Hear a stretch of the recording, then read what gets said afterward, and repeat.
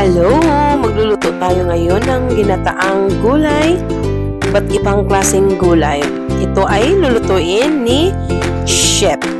At pag sa gulay, siya ang mas masarap magluto nito.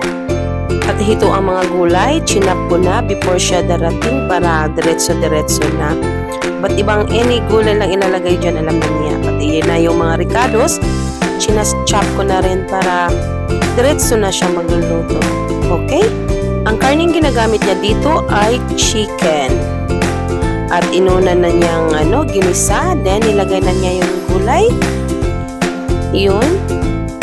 Kahit ano pang klaseng gulay na ibibigay mo sa kanya, talagang napakasarap magluto talaga. Okay, ito na. O yan. Nilalagyan na niya na ng gata. Then, imikos-mikos mo lang ng kaunti.